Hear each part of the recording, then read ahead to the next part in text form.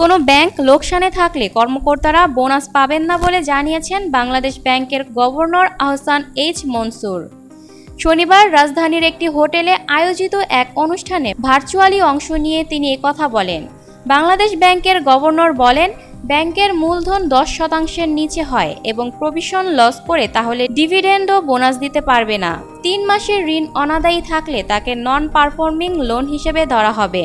Governor বলেন, আমরা চেষ্টা করছি বাংলাদেশের অর্থনীতিকে স্থিতিশীল করার। গত কয়েক বছর অর্থব্যবস্থায় শঙ্কা তৈরি হয়, একটা অস্থিরতা বিরাজ করছিল, সেখান থেকে ফিরিয়ে আনতে আমরা কাজ করছি এবং আংশিক হলেও কাজ করছি। তিনি আরও বলেন, গত 1 মাসে 1 বিলিয়ন মূল্যের ডলার বাজার থেকে কিনেছে কেন্দ্রীয় ব্যাংক, কিন্তু দাম বাড়েনি। ডলার সংকট না থাকলেও টাকার সংকট রয়েছে। মূল্যস্ফীতি নিয়ে কাজ করেছি, আরও কাজ করতে হবে।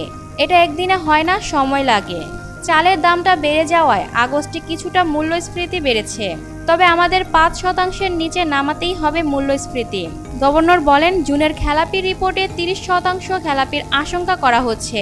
রোববার থেকে সরকারের সঙ্গে আলোচনা শুরু হবে 5টি ব্যাংকে একীভূত করার বিষয়ে। 1-2 বছরের মধ্যে ভালো করবে, কর্মকর্তা ও আমানতকারীদের জন্য ভালো হবে। Lucky Akter, people voice television, Dhaka.